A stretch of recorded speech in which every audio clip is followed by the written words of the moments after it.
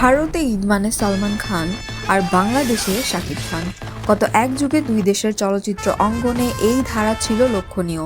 তবে সময়ের সঙ্গে বদলেছে পরিস্থিতি। শ্রেষ্ঠত্বের মুকুট হারিয়েছেন দুই দেশের খান সাহেব। এবারের ঈদে ঢাকাই সিনেমায় লড়াইয়ের তালিকায় ছিল 5টি চলচ্চিত্র। তার মধ্যে আয়ের দিক থেকে চতুর্থ অবস্থানে প্রিন্স। বিএমআরের তথ্য অনুযায়ী শাকিব খান অভিনীত চলচ্চিত্রটি মুক্তির প্রথম 3 দিনে মাল্টিপ্লেক্স থেকে আয় করেছে 51.5 লাখ টাকা।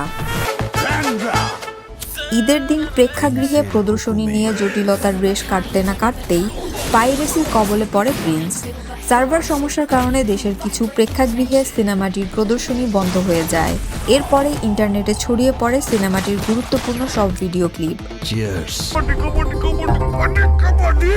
আসলে জন্মের পরেই তো শুরু হয় দমের খেলা। মাল্টিপ্লেক্সে আয়ের দিক থেকে শীর্ষে অবস্থান করছে দম।